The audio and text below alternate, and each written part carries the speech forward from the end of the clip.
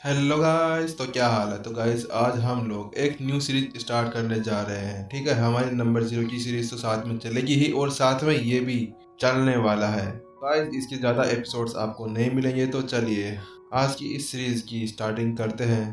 तो गाइस ये सीरीज भी बाकी सीरीज जैसे ही स्टार्ट होती है। इसके अंदर भी एक ताकतवर व्यक्ति होता है जो अपने ही साथियों के द्वारा मारा जाता है, और उसी के साथ में जब वह मरता है तो उसकी आत्मा एक दूसरे ही डायमेंशन के अंदर चली जाती है और गहरी नींद में सो जाती है। और जब उसे होश आता है तो वह एक 80,000 साल बाद में वापस से जिंदा होता है। एक कैरेक्टर वॉइस के अंदर बताया जाता है कि मुझे यहाँ पर अब 80,000 वर्ष हो गए हैं जब मैं गहरी नींद के अंदर सोया था। मैंने कहीं से सुना था कि मेरे यहाँ पर मरने के बाद में वह छोटा सा बच्चा 40,000 वर्षों के अंदर इतनी ज़्यादा ट्रेनिंग करने के बाद में बहुत ही ज़्यादा शक्तिशाली हो गया है। उस एक धोखेबाज की वजह से मेरी ऐसी हालत हुई है, और उसी के साथ में मेरी बीवी ने भी मुझको मारने के लिए उन दूसरों का साथ दिया। और अब तो मुझे पूरे 80,000 वर्ष हो गए हैं। वह सभी मेरे को भूल भी गए होंगे, और वह महाराज अब तो गद्दी के ऊपर बैठ भी चुका होगा। लेकिन उन्हें पता नहीं होगा कि मैं वापस ज़रूर आऊँगा उनसे रिवेंज लेने के लिए। और इस नरेटर वर्स के साथ में इसका इंट्रो भी यहीं पर ही खत्म हो जाता है। और हम अगले सीन के अंदर देखते हैं कि हमारी इस कहानी का हीरो एक दूसरी डायमेंशन के अंदर था। वह सोच रहा था आखिरकार मैं 80,000 साल बाद में उठ ही गया। मैं इतने समय से इस डायमेंशन के अंदर घूम रहा हूँ। मुझे उस समय उम्मीद नहीं थी कि मैं बच भी पाऊंगा। उस सम्राट के सिंहासन के लिए मेरी बीवी ने मुझको धोखा दिया है और उसने दूसरों के साथ में मिलकर मेरे को मारा है। लेकिन मुझे नहीं पता कि उसने ऐसा क्यों किया था। हा हा हा हा हा। अब आखिरकार मैं वापस आ गया हूँ तो मैं अपना रिवेंज ले सकता हूँ। कुछ समय इधर उधर घूमने के बाद में आखिरकार वह उस डायमेंशन से बाहर निकलने में कामयाब हो जाता है। वह वहां से जाते हुए देख कहता है कि मैं वापस जरूर आऊंगा तुमसे बदला लेने के लिए। उसके बाद में हमें नेक्स्ट सीन के अंदर दिखाया जाता है कि वो एक जगह पर खड़ा होता है। वहां पर पहुंचने के बाद में वह मन ही मन में सोचता है ये बहुत ही बड़ी जगह है, मुझे यहाँ पर एक न्यू बॉडी मिल जाएगी जिसका यूज करते हुए मैं अपने दुश्मनों से बदला जरूर ले लूंगा। अपने दुश्मनों से बदला जरूर लूंगा। बस अब मुझे एक शक्तिशाली व्यक्ति का शरीर ही खोजना होगा। वहीं हमें दूसरे सीन के अंदर दिखाया जाता है कि एक लड़का एक कमजोर लड़के को पीट रहा होता है। और इसके अंदर हमें पता चलता है कि जो मेन कैरेक्टर होता है उसका नाम होता है विक्रम। विक्रम, तुम्हारी इतनी हिम्मत कैसे हुई कि तुमने मेरे साथ में इस लड़की को परेशान किया। तुम्हारी हिम्मत कैसे हुई, तुम एक नौकर हो और तुम अपनी औकात में रहकर काम किया करो। ये लड़के के पास में खड़ी हुई लड़की कहती है, हाँ राकेश तुम इसको मारो, इसने मुझे परेशान किया है। मैं इससे कोई भी रिलेशनशिप नहीं बनाए रखना चाहती, लेकिन ये फिर भी मेरे पीछे पड़ा रहता है। इसको आज बहुत ही अच्छा सबक सिखा के रहना। लड़की की बातों सुनने के बाद में राकेश उससे कहता है, तुम चिंता मत करो, मैं इसको बहुत अच्छा सबक सिखाऊंगा। आगे से तुम्हारे ऊपर एक नज़र डाल के भी नहीं देखेगा। और वहीं हम दूसरे सीन के अंदर देखते हैं कि वह घोस्ट जो दूसरे शरीर की तलाश कर रहा था अभी ऊपर खड़ा होके इन सभी को देख रहा था। वह राकेश को देखते हुए कह रहा था, ये राकेश एक बड़े परिवार का बिगड़ेल औलाद है। मैं इसकी बॉडी का यूज कर सकता हूँ अपना बदला लेने के लिए, मुझे ज्यादा प्रॉब्लम भी नहीं होनी चाहिए। नेक्स्ट सीन में हम सभी को दिखाया जाता है कि वह गोश्त अब तेजी से नीचे की ओर जा रहा था राकेश के शरीर के अंदर घुसने के लिए। वहीं दूसरी सीन के अंदर हमें दिखाया जाता है कि राकेश उस लड़की के ऊपर हाथ रखते हुए उसको वहां से ले जा रहा था। तो उससे कह रहा था, नेहा तुम चिंता नहीं करो, वह अब मरने की हालत में है, शायद वो किसी भी पल मर सकता है। और अगर वह बच भी गया तो वह तुम्हें नेक्स्ट टाइम से परेशान करने के बारे में कभी नहीं सोचेगा। लेकिन वहीं दूसरी ओर वह घोस्ट जब नीचे आ रहा होता है तो अचानक से उसका बैलेंस बिगड़ जाता है। अब वह राकेश की तरफ बढ़ने की बजाय अब वह विक्रम की बॉडी की तरफ बढ़ने लगता है। वह खुद से कहता है, अरे रुक जा नालायक, वहां पर कैसे जा रहा है, वो तो मरा हुआ इंसान है, वो कभी भी मर सकता है, तो उसकी बॉडी के अंदर जाके क्या ही कर लेगा। बड़ी मुश्किल के साथ में वह उस बॉडी के पास में जाकर गिरता है और एक राहत की सांस लेता है, आखिरकार मैं बच गया। लेकिन वह घोस्ट वहां पर जाने के बाद में विक्रम को उठाने की कोशिश करने लगता है, हे यू तुम मर गए क्या, तो उठो तुम, हे हेलो। क्या बकवास है, ये तो बिल्कुल ही बेकार बॉडी है। अगर मैं इसके अंदर घुस जाता तो पता नहीं क्या ही होता। लेकिन आखिरकार मैं इस मरते हुए आदमी की तरफ आकर्षित कैसे हो सकता हूँ? ये तो मेरे को अपनी ओर खींचे जा रहा था। लेकिन जैसे ही वह घोस्ट अपनी जगह से खड़े होने की कोशिश करता है, अचानक से वह उस बॉडी के अंदर खींचा जाता है। नेक्स्ट सीन में हमें दिखाया जाता है कि वहां पर खड़े हुए सभी डिसिपल्स विक्रम के बारे में बात कर रहे होते हैं। आखिरकार इसके साथ में कितना बुरा हुआ, लेकिन इसने किसी और गलत बंदे के साथ में पंगा जो लिया। दूसरा डिसिपल कहता है लेकिन इसमें उसी की गलती है, उसको क्या जरूरत थी कि वह राकेश की गर्ल को परेशान करे। तुम्हें पता नहीं है कि वह सिंह परिवार का एक यंग मास्टर है, तो फिर तो इसके साथ में ऐसा होना ही था। हाँ, तुमने सही कहा। आखिरकार नेहा कितनी लकी है कि उसको ऐसा लड़का मिला, इतना अमीर परिवार का। अब तो उसके लिए आगे की लाइफ और भी ज्यादा आसान हो जाएगी। वहाँ पर खड़े हुए सभी डिसिपल्स इसी के बारे में बात कर रहे थे। नेक्स्ट सीन में हमें दिखाया जाता है कि राकेश नेहा से कह रहा होता है मैंने उसको इतना मारा है तो इसके बाद में वह नहीं उठेगा। लेकिन वहीं दूसरी ओर उसके पीछे विक्रम अपने पैरों पर खड़ा हो जाता है। पीछे से आवाज लगाते हुए विक्रम कहता है ए रुको, तुम्हारी वजह से देखो ये क्या हो गया। लेकिन जब वह घोस्ट देखता है कि वह अब राकेश की बॉडी में न जाकर अब विक्रम की बॉडी के अंदर घुस चुका था, तो वह सोचने लगता है हाय, मेरे पास तो केवल एक ही चांस था कि मैं एक नई बॉडी तलाश करूं जिसके अंदर मैं रहकर अपने उस बदले को ले सकूं, ताकि मैं उसके साथ में आराम से आगे भी बढ़ सकता था। लेकिन ये क्या हो गया, ये कमजोर सी बॉडी मेरे को कैसे मिल गई? अब मैं इसके साथ में कैसे पंगा लूंगा? वहीं दूसरी ओर हमें दिखाया जाता है कि आसपास के डिसिपल्स खड़े थे। वह विक्रम को ऐसे खड़े हुए देखकर डर जाते हैं। उनको ऐसा लगता है कि वह एक घोस्ट है। अरे ये कैसे खड़ा हो गया? ये तो मरने की हालत पर पहुंच चुका था, लेकिन अभी इसको देखो जैसे कि इसको कुछ हुआ ही ना हो। हाँ, तुमने सही कहा, लेकिन ये तो मरने वाला था, तो ये जिंदा कहाँ से हो गया? मुझे भी नहीं पता इसके अंदर ताकत कहाँ से आ गई। ये तो अपने पैरों पर ऐसे खड़ा है जैसे इसको किसी ने मारा ही ना हो। इसके बाद में विक्रम जोर से चिल्लाते हुए राकेश से कहता है हे, तुम्हारी वजह से ये सब हुआ है। ये सब उस घोस्ट की तरफ से कहा जा रहा था, क्योंकि इस वक्त विक्रम के अंदर थोड़ी सी भी शक्ति नहीं थी कि वह कुछ बोल पाए। हेलो गाइस, जैसा कि हमने लास्ट एपिसोड के अंदर देखा था, वह घोस्ट दूसरी बॉडी के अंदर घुस जाता है, जिसके बाद में वह राकेश की तरफ चिल्लाने लगता है कि ये तुम्हारी गलती है, तुम्हारी वजह से मेरे को ये गलत बॉडी मिली है। लेकिन वहीं दूसरी ओर राकेश को नहीं पता था कि वह घोस्ट बोल रहा है। उसको तो यही लगा था कि वह विक्रम के द्वारा ही बोला जा रहा है। एक पल के लिए तो राकेश भी चौंक गया था कि ये आखिरकार कैसे खड़ा हो गया। ये तो बिल्कुल मुर्दा था, इसको तो मैंने मरने की हालत के अंदर छोड़ा था, तो फिर ये अपने पैरों पर कैसे खड़ा हो गया? और विक्रम की वह सभी बातें सुनने के बाद में अब राकेश को भी बहुत ज्यादा गुस्सा आ गया था। तो उसने चिल्लाते हुए कहा तुम्हारी इतनी हिम्मत कैसे हो गई कि तुम वापस खड़े हो गए? मुझे लगता है कि तुम्हारे लिए वह सबक सही नहीं था, इसीलिए तुम्हें दोबारा से सबक सिखाना होगा, और इस बार मैं बेशक तुम्हें मौत के घाट तो उतार ही दूंगा। उसी के साथ में राकेश अब विक्रम की तरफ बढ़ने लगता है उसके ऊपर अटैक करने के लिए। लेकिन वहीं दूसरी ओर हमें दिखाया जाता है कि विक्रम को भी बहुत ज्यादा गुस्सा आ रहा था, क्योंकि राकेश की वजह से उसको गलत बॉडी के अंदर घुसना पड़ा। उसने कहा तुम्हारी वजह से ये सब हुआ है, मैं तो तुम्हारे अंदर घुसने की कोशिश कर रहा था, तुम्हारी वजह से मेरे को एक गलत बॉडी मिल गई।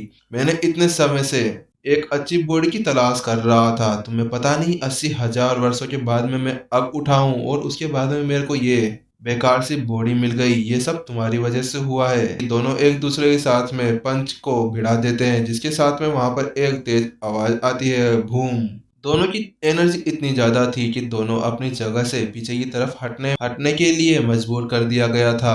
हा हा हा हा, अब क्या हो गया? क्या तुम्हारी अब पुंगी पुस हो गई? लेकिन इस बार राकेश का गुस्सा पहले से भी ज्यादा बढ़ गया था, इसलिए उसने फिर से दोबारा से विक्रम की ओर अटैक करने के लिए उसकी ओर बढ़ चला। लेकिन इस बार विक्रम ने अपनी पूरी ताकत का यूज करते हुए उसके ऊपर अटैक किया, जिसके कारण राकेश अपनी जगह से उड़ते हुए पीछे की ओर चला गया और वह दीवार के अंदर घुस गया।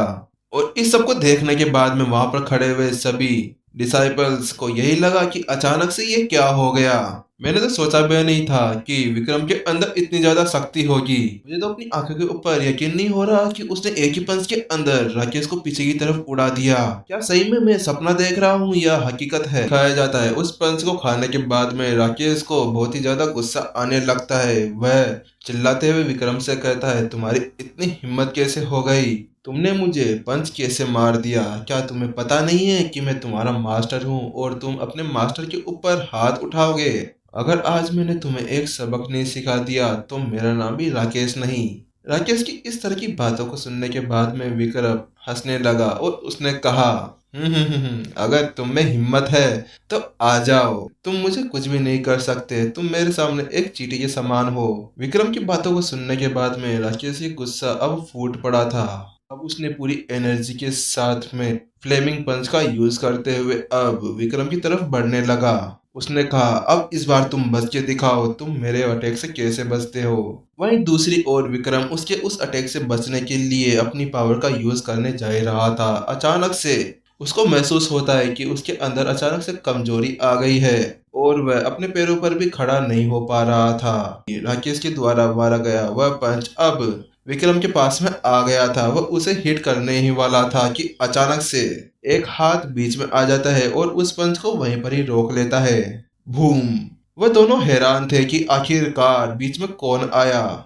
लेकिन विक्रम को एक बात का एहसास हो गया था कि उसने वह एनर्जी पूरा यूज कर ली थी, जिसके कारण उसकी बॉडी के अंदर बिल्कुल भी एनर्जी नहीं बची थी, क्योंकि जिस शरीर के अंदर वह गया था उस शरीर के अंदर कोई भी एनर्जी नहीं थी। हे, तुम दोनों रुक जाओ, तुम दोनों लड़ क्यों रहे हो? राकेश, तुम्हारी हिम्मत कैसे हुई? तुम मेरे क्लासमेट को मार रहे हो। हमें नेक्स्ट सीन के अंदर दिखाया जाता है कि एक लड़की वहां पर आ गई होती है जो कि अब विक्रम को बचा रही होती है। और जब राकेश देखता है कि विक्रम को बचाने के लिए वह लड़की बीच में आ गई तो उसने गुस्से से कहा, तुम इस कचरे को कैसे बचा सकती हो? इतना ज्यादा कमजोर है फिर भी तुम इसके बीच में क्यों आ रही हो? तुम यहाँ से चली जाओ। रिया राकेश से कहती है, राकेश, तुम्हें पता होना चाहिए कि ये मेरा क्लासमेट है और मैं इसकी क्लास की एक मॉनिटर हूँ, तो तुम मेरे सामने मेरे क्लासमेट को कोई भी नुकसान नहीं पहुंचा सकते। तो इसके बारे में तो भूल ही जाओ कि तुम इसे अभी मेरे सामने नुकसान पहुंचाने की सोचोगे, क्योंकि ये अभी मेरी जिम्मेदारी है। और हाँ, अगर तुम्हें अभी भी स्कूल के नियमों से कोई भी डर नहीं है तो ठीक है, तुम अपना हाथ आजमा सकते हो, लेकिन फिर मुझे मत बोलना कि ये मेरी गलती थी। रिया ने राकेश को समझाते हुए उससे कहा। रिया की बातें सुनने के बाद में राकेश को गुस्सा आ गया था, लेकिन वह कुछ भी नहीं कर सकता था। केवल वह उसके ऊपर गुस्से से देख सकता था। उसने विक्रम की तरफ पलटते हुए कहा, विक्रम, तू इस बार तो बच गया, लेकिन नेक्स्ट टाइम मेरे से संभल के रहना। तू चिंता मत कर, नेक्स्ट टाइम मैं इस कर्ज को जरूर चुका दूंगा। अब राकेश वहां से जाने लगता है। नेहा उससे कहती है, राकेश, छोड़ो उसे, वह तो एक कचरा है, उसको किसी और दिन ही देख लेंगे। हाँ नेहा, तुमने सही कहा, आज उसको हम फैमिली मीटिंग के अंदर जरूर सबक सिखाएंगे। उसे वहां पर आ जाने दो, उसे वहीं से ही निपटेंगे हम लोग। दूसरे सीन में हमें दिखाया जाता है कि रिया अब विक्रम की तरफ पलटते हुए उससे पूछती है, विक्रम, क्या तुम ठीक हो? लेकिन विक्रम के तो अलग ही हाव भाव थे। जब उसने रिया को देखा तो उसके नाक से खून बहने लगा। वह अब ठड़की पंती करने लगा था। उसके गाल पूरी तरह से लाल हो गए थे। मैं उसके मुंह से कुछ वर्ड्स नहीं निकल रहे थे। लेकिन जब रिया को उसके इरादों का पता चला तो उसको गुस्सा आ गया और उसने कहा, तुम्हारी इतनी हिम्मत कैसे हो गई? मैंने तुम्हें बचाया और तुम। उसी के साथ में रिया ने उसके फेस के ऊपर एक जमकर पंच मारा, जिसके कारण हमें नेक्स्ट सीन के अंदर दिखाया जाता है कि अब ठड़की विक्रम जमीन के ऊपर पड़ा हुआ होता है। लेकिन रिया को पता चल जाता है कि उसने शायद ज्यादा ही तेज मार दिया होगा, इसीलिए उसने विक्रम की ओर पलटते हुए कहा, विक्रम, विक्रम, तुम ठीक हो ना? सॉरी, वो क्या है, मैंने ज्यादा ही तेज मार दिया। अरे नहीं, ऐसी कोई बात नहीं, मुझे इतना तेज दर्द भी नहीं हुआ। लेकिन अब रिया को विक्रम की टेंशन होने लगती है, इसीलिए वह उसके पास में खड़े हुए कुछ डिसिपल्स को उसकी तरफ बुलाती है और उनसे कहती है, हे, तुम लोग इधर आओ, मेरी हेल्प करो। रिया की बात सुनते ही वह सभी डिसिपल्स उसकी तरफ भागे चले आते हैं। रिया कहती है, चलो ठीक है, तुम इसकी देखभाल करो। सभी डिसिपल्स भी उसी के क्लासमेट्स होते हैं, इसीलिए क्योंकि अब रिया उस क्लास की मॉनिटर थी, इसलिए उन सभी को उसका कहना मानना होता है। विक्रम, तुमने तो आज मौज कर दी, उनको कितना अच्छा सबक सिखाया है, वो तो कुछ नहीं, ऐसे ही हो गया। लेकिन तुम्हें रिया से पंगा लेने की क्या जरूरत थी? आखिरकार तुमने उसे ऐसा क्या कह दिया जिससे तुम्हें इतनी खतरनाक मार पड़ी? अरे वो तो कुछ नहीं, मेरे मुंह से कुछ और ही निकल गया, इसीलिए मुझे जोरदार पंच पड़ा। ही, इतना ठरकी लौंडा है, इतना ज्यादा मार खाने के बाद में भी उसे कोई असर ही नहीं हो रहा। हेलो गाइस, तो जैसा कि हमने लास्ट एपिसोड में देखा था, विक्रम और राकेश की फाइट हो रही थी और उसी बीच में अचानक से विक्रम की शक्तियां चली जाती है क्योंकि उसने अपनी पूरी एनर्जी का यूज कर लिया था। राकेश का वह पंच विक्रम के लगने वाला था कि अचानक से रिया बीच में आ जाती है और विक्रम को बचा लेती है। और फिर रिया और विक्रम के बीच में थोड़ी बहुत बातें होती है। उसके बाद में रिया अपने क्लासमेट्स से थोड़ी बहुत मदद मांगती है ताकि वह विक्रम को संभाल पाए और उसी के साथ में हमारा पिछला एपिसोड खत्म हो जाता है। तो चलिए शुरू करते हैं आज के हमारे नेक्स्ट एपिसोड के अंदर। जब वहाँ स्ट्रेचर के ऊपर विक्रम को ले जाया जा रहा था, वही रिया अपने सर को पीटते हुए यही सोच रही थी कि कितना मुश्किल है एक मॉनिटर बनना जब उसकी क्लास के अंदर एक इतना ज्यादा कमजोर लड़का हो और उसको बचाने के अंदर ही मेरा पूरा टाइम चला जाता है। आखिरकार ये लड़का कब बड़ा होगा, क्योंकि ये 18 साल का हो गया फिर भी इतनी ज्यादा बचपने जैसी हरकतें करता है और हर बार कोई ना कोई मुसीबत क्रिएट करता रहता है। आखिर कब तक मैं इसको बचाती रहूंगी? रिया ये सब कुछ सोच ही रही थी। वही दूसरी तरफ विक्रम स्ट्रेचर के ऊपर लेटा हुआ था और उसको बहुत ही ज्यादा शर्म आ रही थी। वह सोच रहा था, मैं आखिरकार इतना कमजोर क्यों हूँ कि मुझे एक लड़की के द्वारा बचाया गया है? आखिरकार मैं पहले इतना ज्यादा शक्तिशाली था और मैं एक जगह का सम्राट भी था, लेकिन आज देखो मुझे एक लड़की द्वारा बचाया गया है। यह सोचते हुए विक्रम उस स्ट्रेचर के ऊपर बैठ जाता है, जिसको देखकर वहाँ पर दोनों डिसिपल्स डर जाते हैं। वह कहते हैं, विक्रम तुम अचानक से कैसे उठ गए? तुम्हें तो चक्कर आ रहे थे ना? विक्रम कहता है, नहीं मुझे कोई चक्कर नहीं आ रहे थे, वो तो मैं देख रहा था कि तुम लोग दोस्त कैसे हो। विक्रम की वो सभी बातें सुनने के बाद में उन दोनों को गुस्सा आने लगा था, लेकिन अचानक से उन दोनों को इग्नोर करते हुए विक्रम उस स्ट्रेचर से भागने लगता है। वह भागते हुए चिल्लाते हुए कहता है, अब मुझको भी ताकतवर होना होगा। उसको ऐसे भागते हुए देख दोनों डिसिपल्स कहते हैं, कितना आलसी इंसान है ये, इसने हमसे काम करवाया और अब देखो यहाँ पे अचानक से भाग गया बिना किसी तरह का रिप्लाई दिए। यहाँ तक कि उसने थैंक यू भी नहीं कहा। नेक्स्ट टाइम मिलने दे, इसको बताएंगे हम। कुछ ही पल के अंदर अब विक्रम एक मेडिकल लाइन के अंदर पहुंच गया था जहां पर मेडिसिन और हर्ब्स मिला करती थी। अभी विक्रम वहां पर अपने लिए हर्ब्स इकट्ठा करने आया था ताकि वह अपनी कल्टीवेशन को आगे बढ़ा सके। विक्रम उस स्ट्रीट के अंदर चलते हुए सोच रहा था, अभी मेरी ताकत बहुत ही ज्यादा कमजोर है, अब मुझे केवल उस मेडिसिन के ऊपर ही निर्भर होना होगा। थोड़ी देर के इंतजार के बाद में उसने सभी मेडिकल हर्ब्स और एलिजर्स ले लिए थे जो उसके काम में आने वाले थे, जिसके द्वारा वो अपनी सारी एनर्जी को बढ़ाने वाला था। वह अभी मेडिकल के बाहर खड़े होते हुए सोच रहा था, आखिरकार मैंने सारी हर्ब्स को इकट्ठा कर लिया है। उसके बाद में वह अब अपने घर की तरफ बढ़ने लगता है। थोड़ी देर के अंदर वो अपने घर पर पहुंच जाता है। वो जैसे ही अंदर जाता है तो उसको गेट खोलते ही उसके फादर के दर्शन हो जाते हैं। फादर, मैं आ गया हूँ। उसके फादर ने जब देखा कि विक्रम घर आ गया है तो उन्होंने कहा, विक्रम हमें आज कीमिया फील्ड के अंदर जाना है। आज हम सभी को इनविटेशन आया है, वहाँ पर एक डिनर को आयोजित किया गया है। अपने फादर की बात सुनने के बाद में विक्रम यह कहते हुए अंदर चला जाता है। ठीक है फादर, जब आप रेडी हो जाएं तो मुझे बता दीजिएगा, मैं भी आपके साथ में चलूंगा। लेकिन विक्रम को इतनी ज्यादा जल्दी के अंदर देखकर उसे भी समझ नहीं आ रहा था कि आखिरकार इसके साथ में हुआ क्या है। आखिर ये इतना ज्यादा अलग व्यवहार क्यों कर रहा है? क्या इसके सर पर कोई चोट लगी है? अगर ऐसा है तो मुझे लगता है कि इसको डॉक्टर को दिखाना होगा, वरना इसकी ज्यादा ही मानसिक संतुलन हिल जाएगा तो मैं इसको कहाँ पर लेके फिरूंगा। विक्रम का फादर बहुत ही ज्यादा शौक के अंदर था क्योंकि उसको उसके बेटे के बारे में कुछ समझ नहीं आ रहा था, क्योंकि वह कभी तो बहुत ही ज्यादा कमजोर हो जाता है और कभी कभी इतनी अजीबो गरीब हरकतें करता रहता है और इसका पढ़ाई के अंदर तो कितने ध्यान ही नहीं है। 18 साल का होने के बाद में भी ये नालायक अभी तक भी बिल्कुल भी ताकतवर नहीं हुआ है। इससे जूनियर्स भी इससे ज्यादा ताकतवर हैं। पता नहीं कब सुधरेगा ये। और इससे स्कूल के अंदर तो कोई ट्रेनिंग होती नहीं है और अब इसको देखो यहाँ पर घर पर आके ये कल्टीवेशन करने वाला है। क्या इसको लगता है कि एक ही दिन के अंदर पूरी कल्टीवेशन कर लेगा? चलो देखते हैं कितनी कल्टीवेशन ये करता है। उसी के बाद में विक्रम अपने रूम के अंदर आ जाता है और वो उसके अंदर आने के बाद में सभी खिड़की दरवाजे बंद कर देता है और फिर वह अपने पास में जो हर्ब्स थी उसकी एक पोटली को एक टेबल के ऊपर रख देता है और उसको खोलने के बाद में वह देखने लगता है कि उसने क्या क्या इकट्ठा किया है। Dragon heart grass, ice heart snow lotus, और फिर वो एक हर्ब को उठाते हुए कहता है ये ग्राउंड फंगस कॉमन है, ये हर एक हर्ब के अंदर यूज की जाती है।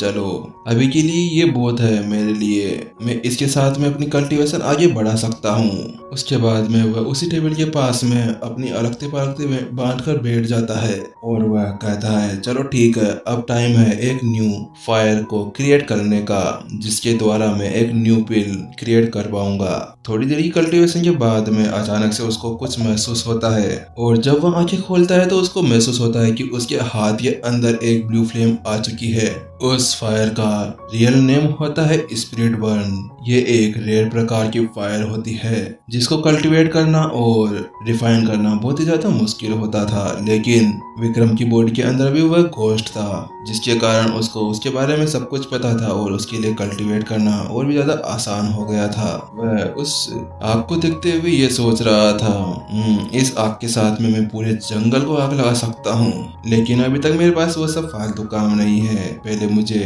अपने लिए एक पिल को रिफाइन करना होगा। उसके बाद में वो वहीं पर ही बैठे बैठे अपने आसपास की सभी हर्ब्स को अपने आसपास लाने लगता है और वह अपनी फायर के साथ में मर्ज करके उन सभी हर्ब्स से एक पिल बनाने लगता है। वहां पर चारों ओर येलो कलर का ऑरा फैलने लगता है जो ये दर्शा रहा था कि वहां पर बहुत ही ज्यादा एनर्जी बिखरी हुई थी। कुछ समय उस पिल को रिफाइन करने के बाद में आखिरकार वह पिल बन जाती है। आखिरकार मैंने बना ही लिया। उस पिल को देखने के बाद में विक्रम पूरी तरह से चकित हो जाता है। हेलो गाइस, तो क्या हाल है। तो जैसा कि हमने लास्ट एपिसोड में देखा था, विक्रम एक पिल को बना रहा था ताकि वह अपनी पावर को बढ़ा सके और लास्ट में हम सभी ने देखा था कि उसने वह पिल पूरी तरह से रिफाइन कर ली थी। तो चलिए शुरू करते हैं आज का नेक्स्ट एपिसोड। हम सभी देखते हैं कि इसके अंदर अब विक्रम अपनी एनर्जी को मिलाने लगता है और जब वह उस पिल को देखता है तो उसे महसूस होता है कि उसके ऊपर कुछ बादल बने हुए हैं। उसके बाद में वह अपनी जगह पर बैठे बैठे सोचता है आखिरकार ये पिल बनी गई, लेकिन ये बनती कैसे नहीं, क्योंकि मैंने इसके अंदर टॉप 70th नंबर का एक एल्केमी प्रोसेस इसके अंदर शामिल किया था जो टॉप 100 के अंदर आता है और ये मेथड बहुत ही ज्यादा पावरफुल है, तो इसके द्वारा ये पिल कैसे नहीं बनती। विक्रम उस पिल को देखने के बाद में बहुत ही ज्यादा खुश था। वह उस पिल को खा लेता है, जिसके बाद में अब वह नेक्स्ट लेवल पर जाने के लिए कल्टीवेशन करने लगता है और थोड़ी देर कल्टीवेट करने के बाद में अचानक से उसके शरीर के अंदर ऊर्जा का आदान प्रदान होने लगता है और बहुत सारी ऊर्जा उसके शरीर के अंदर फैलने लगती है। बूम! और उसके साथ में अचानक से जोरदार धमाके के साथ में वह आखिरकार एक ब्रेक थ्रू हासिल कर ही लेता है। वही हमें उस कमरे से बाहर उसके फादर को दिखाया जाता है जो अभी तक भी वह वहां का सफाई कर रहा था और कुछ देर सफाई करने के बाद में वह काम से निपटा ही था। वह सोच रहा था आखिरकार मैंने इसको पूरी तरह से साफ कर दिया है, लेकिन आज बहुत ही ज्यादा काम था इसीलिए मैं बहुत ज्यादा थक गया हूँ। अब तो मेरे को आराम करने की जरूरत है। अपने पूरे काम को खत्म करने के बाद में विक्रम का फादर बहुत ही ज्यादा खुश था क्योंकि अब उसको आराम करने को मिलना था, लेकिन उसकी खुशी ज्यादा देर तक नहीं रही। वह जितनी देर खुश हो सकता था उतनी देर खुश हुआ, लेकिन अचानक से विक्रम ने अपने लेवल को बढ़ा लिया था जिसके कारण अचानक से उसकी एनर्जी बहुत ही ज्यादा ओवरफ्लो हो गई थी और जोरदार धमाके के साथ में पूरा घर हिल जाता है और विक्रम के घर रूम की छत पूरी तरह से तहस-नहस हो जाती है। पूरे घर की हालत खराब हो चुकी थी और उसके साथ में अब विक्रम के फादर को बहुत ही ज्यादा गुस्सा आने लगा था। वह अपने दांतों को बीचने लगा था। नालायक इंसान, इस नालायक को पता नहीं कहां से पैदा कर दिया।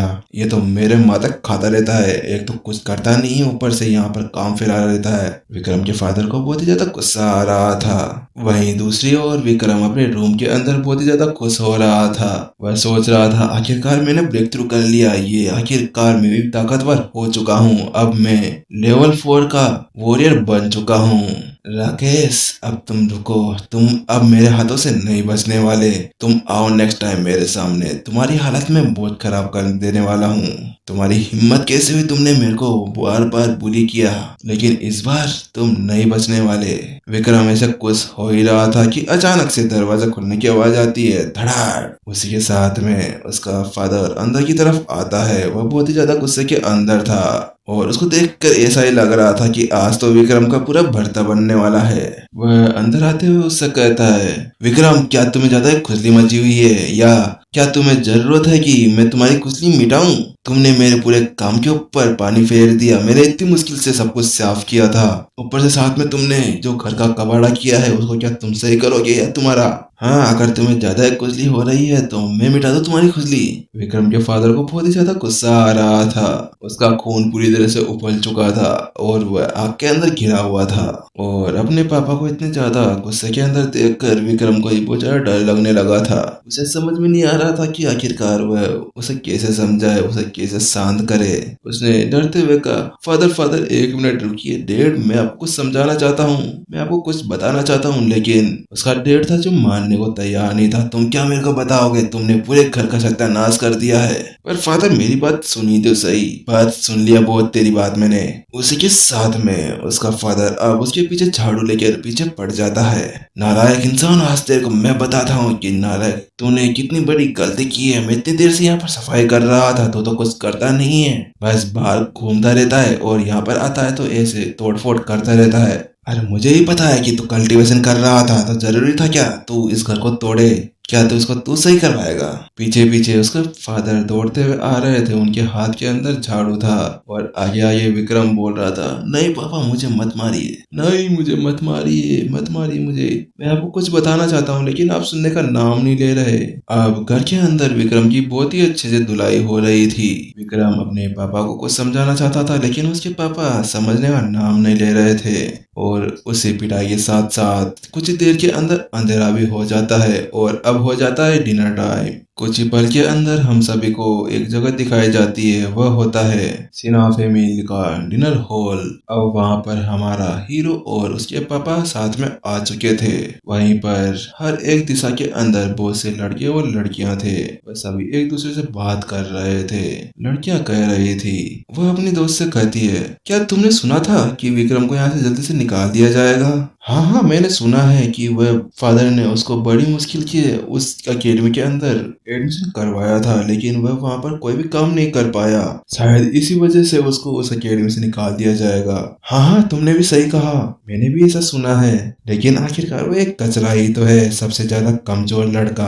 पीछे खड़ा हुआ एक लड़का कहता है, वह देखो वो कचरा आ गया। आखिरकार ये कचरा समझता क्यों नहीं है कि ये कचरा ही रहेगा, कभी नहीं सुधरने वाला। तुमने देखा नहीं, ये इतने ज्यादा बड़ा हो गया फिर भी इसके अंदर बिल्कुल भी शक्तियां नहीं है। ये खुद डिफेंस भी नहीं कर सकता। आज तो रिया ने इसको वहां पर आके बचा लिया था, वरना ये पता नहीं इसके साथ में क्या ही होता। हाँ हाँ, तुमने सही कहा, वो तो रिया आ गई थी, वरना ये कहाँ पे बस पाता कचरा। सभी वहां पर विक्रम के बारे में ऐसे ही बातें कर रहे थे। वह उसका मजाक उड़ा रहे थे कि विक्रम कितना ज्यादा कमजोर है, वह एक कचरा है। उन सभी की बातों को सुनने के बाद में विक्रम कहता है, आने तो मेरा टाइम भी आएगा, फिर तुम्हें मैं बताता हूँ तुम्हारे साथ में क्या करा जाएगा। एक दिन देखना, तुम सभी को मैं सबक सिखाऊंगा। तुम सभी के मुंह खुले ही खुले रह जाएंगे जब तुम सब मेरी पावर देखोगे। अभी तो केवल शुरुआत है। विक्रम ये सब अपने मन ही मन में सोच ही रहा था। उसके पापा को बहुत ही ज्यादा गुस्सा आने लगा था क्योंकि वह सभी जितने मेहमान वहां पर आए हुए थे वह सभी विक्रम के बारे में बात कर रहे थे कि वह कचरा है, वो ये है, वो है। उसकी वजह से अब उसके लिए भी सहना बहुत ही ज्यादा मुश्किल हो गया था।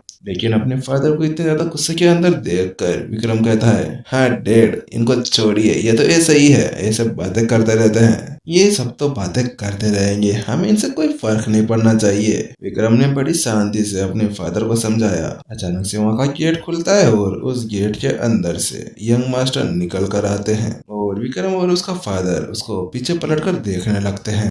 हेलो गाइस, तो क्या हाल है। तो जैसा कि हमने लास्ट एपिसोड में देखा था, विक्रम और उसका फादर अभी सिन्हा फैमिली के उस डिनर हॉल के अंदर आए हुए थे। वहां पर उन्हें इनवाइट किया गया था क्योंकि वहां पर आज छोटी सी पार्टी दी जा रही थी और वहीं पर विक्रम के लिए बहुत सारी बातें की जा रही थी कि वह एक कचरा है। और उसी को देखते हुए विक्रम के फादर को बहुत ज्यादा गुस्सा आने लगता है। वह सभी बातें कर ही रहे होते हैं कि अचानक से वहां पर सिन्हा फैमिली का यंग मास्टर आ जाता है और उसी के साथ में हमारा एपिसोड खत्म हो जाता है। तो चलिए देखते हैं आज का नेक्स्ट एपिसोड। हमें पता चलता है कि वह और कोई नहीं, वह राकेश ही था। राकेश ही था जो सिन्हा फैमिली का यंग मास्टर के नाम से जाना जाता था। राकेश को अंदर आते हुए देख विक्रम के फादर उसको ग्रीट करने के लिए आगे बढ़ते हैं और उससे कहते हैं, यंग मास्टर आप आ गए।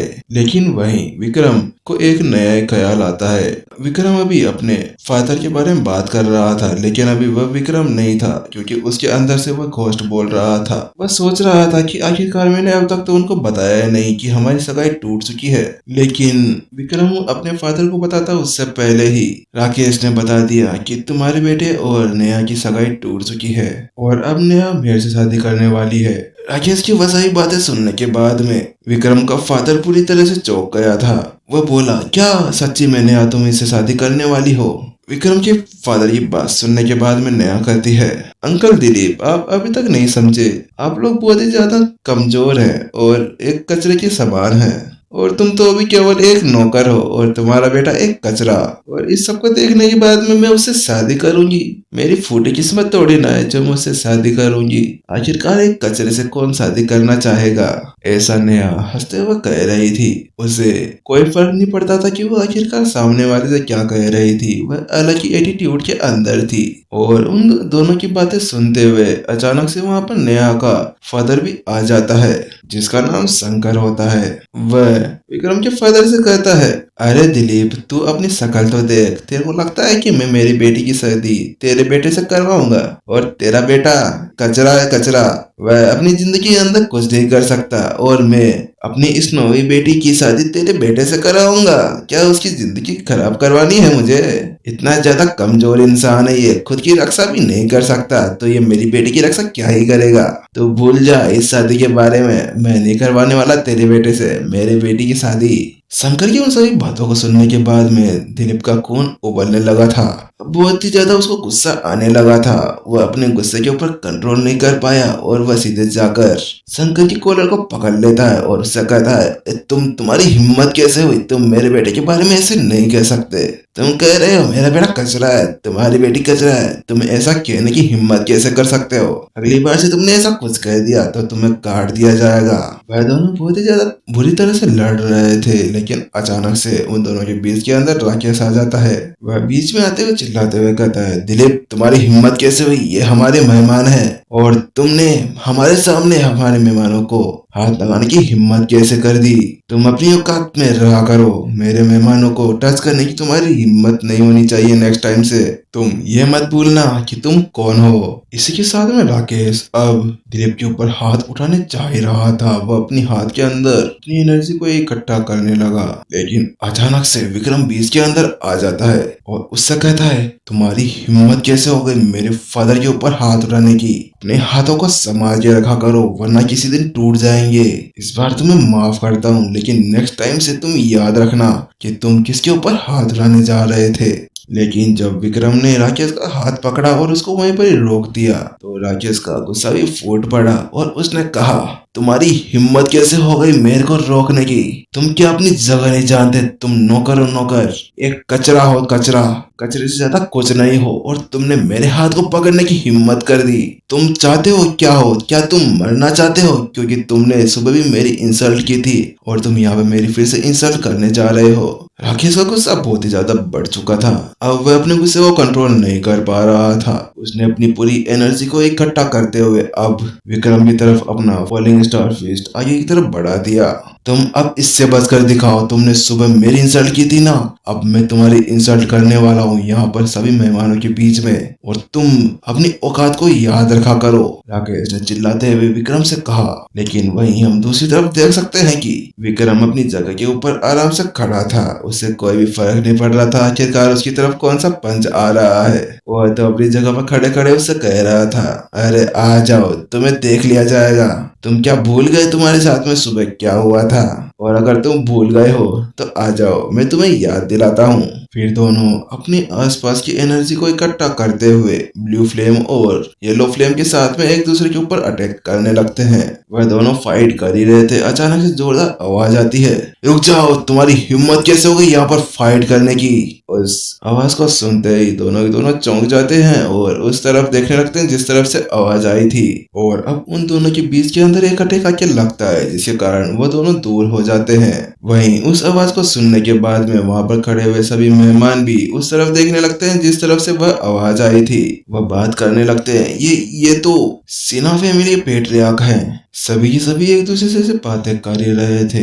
अब यहाँ पर क्या होने वाला है? क्या यहाँ पर फिर से एक और लड़ाई स्टार्ट होने वाली है? चलो मजा आएगा, देखते हैं क्या ही होता है। वह सभी उस लड़ाई को देखने के लिए बहुत ज्यादा उत्सुक थे जो यहाँ पर होने वाली थी। लेकिन उन सभी के अरमानों के ऊपर पानी फिर जाता है, क्योंकि ऐसा वहाँ पर कुछ नहीं होता। सिन्हा फैमिली के सबसे ज्यादा बड़े आदमी उस हॉल के अंदर आ गए थे। वह बहुत ही ज्यादा गुस्से के अंदर थे। उनके हाथ के अंदर एक एनर्जी देखी जा सकती थी, जिससे देखकर ये बताया जा सकता था कि वह कितने ज्यादा ताकतवर थे। वह अंदर आते हैं और कहते हैं, क्या तुम लोगों को पता नहीं है कि आखिरकार तुम अभी कहाँ पर खड़े हो? तो तुम्हारी हिम्मत कैसे हुई यहाँ पर लड़ने की, वो भी मार्शल आर्ट्स का यूज करते हुए?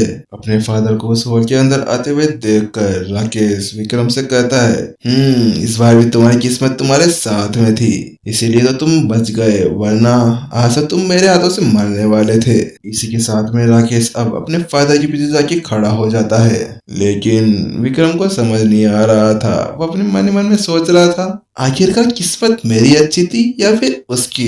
हाँ, मेरे को कुछ समझ नहीं आ रहा किस्मत किसकी अच्छी थी। चलो नेक्स्ट टाइम देख लिया जाएगा कि किस्मत किसकी अच्छी थी और किसकी खराब। नेक्स्ट टाइम मिलने दो इस राकेश को, फिर मैं बताता हूँ इसको कि मैं कौन हूँ। ध्रुव, जो सिन्हा फैमिली का पेट्रियार्क था, ध्रुव अपने साथ आए हुए एक बुजुर्ग इंसान से कहते हैं, मास्टर मुझे माफ कर दीजिएगा, ये पता नहीं नालायक कहाँ से हर जगह फाइट करने लग जाते हैं। मैंने आपको बहुत ज्यादा शर्मिंदा किया है, इसीलिए उसके लिए मुझे माफ कर दीजिएगा। आप नाराज नहीं होइए, आप जल्दी से इस हॉल के अंदर आ जाइए।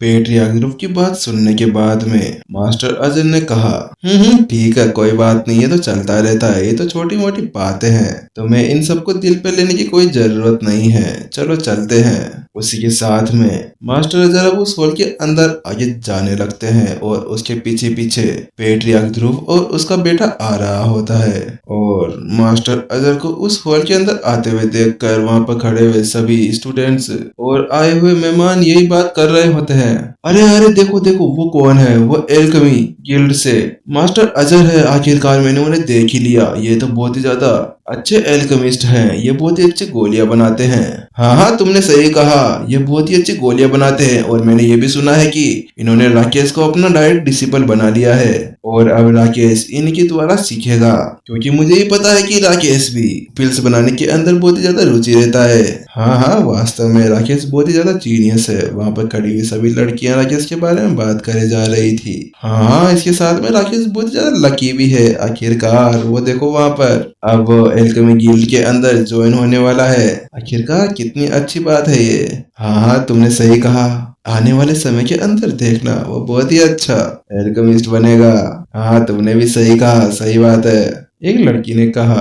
अफसोस की बात है बेचारा विक्रम, उसको तो उसके साथ में कोई कंपैरिजन भी नहीं है। अगर उन दोनों का कंपैरिजन करने बैठे तो वह तो ऐसा हो जाएगा कि धरती को आसमान के साथ में मिला रहा हो। हेलो गाइस, जैसा कि हमने रीबॉर्न 80,000 ईयर्स के लास्ट एपिसोड के अंदर देखा था, अभी उस डिनर हॉल के अंदर मास्टर अजर और पेट्रियार्क ध्रुव आ चुके थे और उनको वहां पर आने के बाद में सभी बातें कर रहे थे कि राकेश अब एल्केमिस्ट बनने वाला है। और उसी के साथ में हमारा पिछला एपिसोड खत्म हो गया था। तो चलिए शुरू करते हैं आज का हमारा न्यू एपिसोड। उस हॉल के अंदर बहुत ज्यादा शोर होने लगा था और उस सबको देखने के बाद में पेट्रियार्क ध्रुव ने कहा, अब शांत हो जाइए सबके सब, आखिरकार हमारे यहाँ पर मास्टर आ चुके हैं। क्या आप लोगों को नहीं लगना चाहिए कि अब उनको कोई भी प्रॉब्लम ना हो, इसीलिए कृपया शांत हो जाइए। और उसके बाद में उन सभी को शांत करने के बाद में पेट्रियार्क ध्रुव मास्टर अजर की तरफ पलटते हैं और उनसे कहते हैं,